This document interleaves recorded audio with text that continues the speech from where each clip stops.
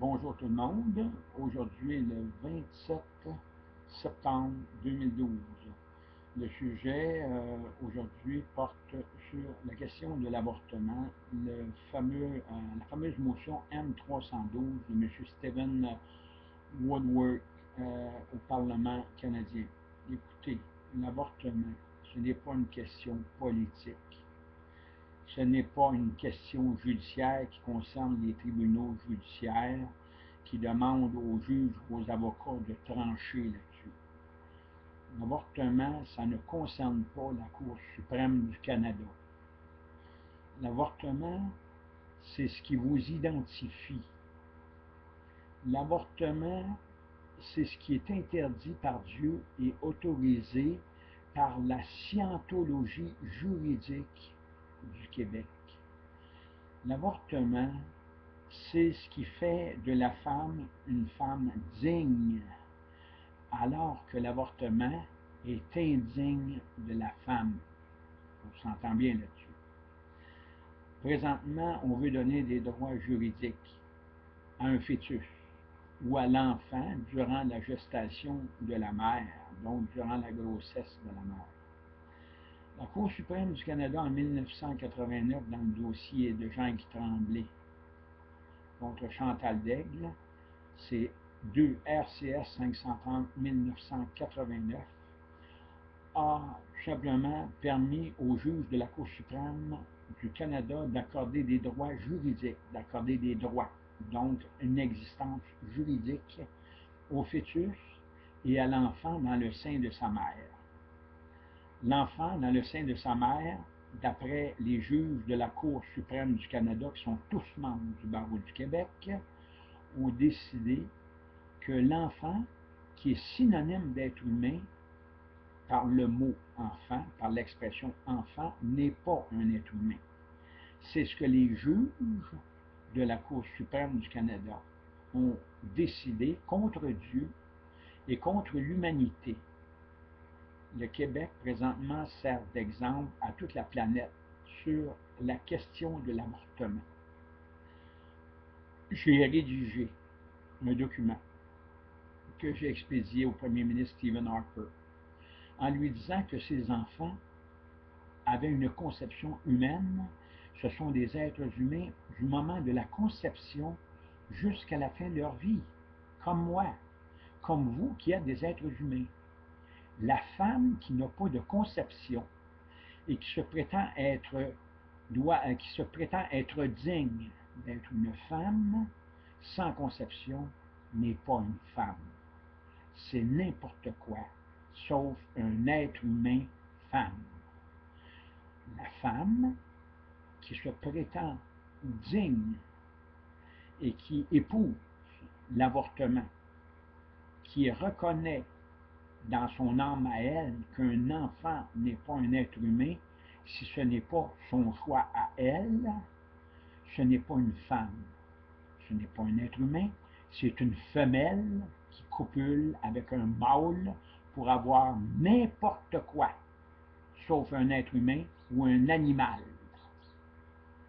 L'avortement n'est pas juridique, ce n'est pas une question de droit, l'avortement n'est pas politique, ce n'est pas non plus une question de droit par la législature. L'avortement, c'est dans l'âme et dans le cœur de chaque être humain sur notre planète. C'est la femme qui décide de faire ce qu'elle veut de son corps et de l'enfant qu'elle porte. C'est la femme elle-même qui prend ce choix-là. Ce n'est pas une question politique et judiciaire. Et c'est Dieu qui la jugera. C'est Dieu qui décide. Vous comprenez? Je ne suis pas Dieu. Je suis tout simplement créé à son image et à sa ressemblance, mais je ne suis pas un Dieu comme vous. Vous n'êtes pas Dieu. Vous êtes la créature de Dieu, la création divine. Alors que tout ce qui est juridique est une invention de l'homme. Et dans l'invention juridique de l'homme, les juges, les avocats et les politiciens juridiques, puis le mot juridique qui veut dire droit ou effet de droit, ces juges, avocats et politiciens ont décidé de leur propre chef à quel moment un être humain devient une créature naturelle. Mais encore là, il ne faut pas que l'être humain ait une conception.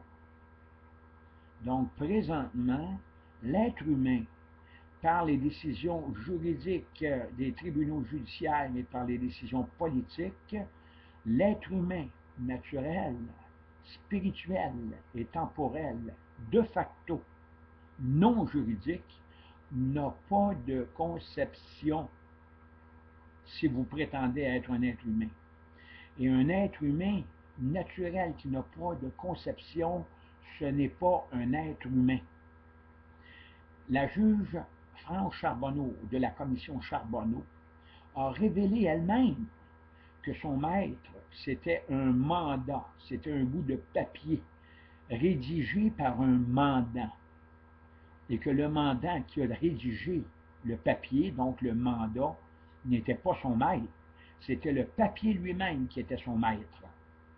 Donc, quand on dit qu'un juge s'adresse à un bout de papier, vous, devant les tribunaux judiciaires, vous êtes un morceau de papier.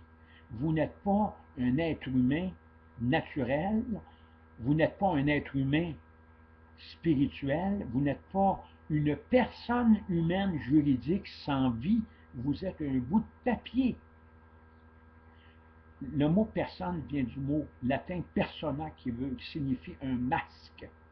Et quand on dit une personne humaine, c'est un masque humain derrière l'être humain naturel créé par Dieu. Mais la personne humaine, c'est un masque humain inventé par l'homme pour cacher l'être humain derrière ce masque qui est inventé par l'homme. Donc, l'avortement au Canada, c'est un génocide, c'est le plus grand crime contre l'humanité. Et ce n'est pas à nous à décider ce que la femme veut faire de son fœtus ou de l'enfant qu'elle porte dans son sein, c'est à elle. Il n'en tient qu'à elle de faire le choix. Ce n'est pas une question politique.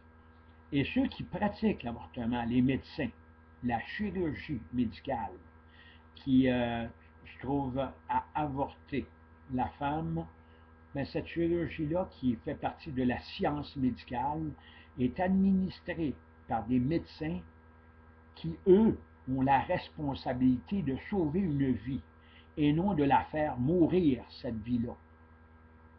Donc, on s'entend que le médecin, aujourd'hui, est payé pour faire mourir un enfant comme il est payé pour faire mourir l'être humain, peu importe l'âge que l'être humain possède, puisque l'administration de la justice et l'administration politique au Canada et dans l'État du Québec ne reconnaît pas ni l'être humain naturel créé par Dieu, ni l'être humain que vous êtes à l'extérieur de votre propriété, l'être humain que nous sommes tous dans les marchés commerciaux, sur la rue.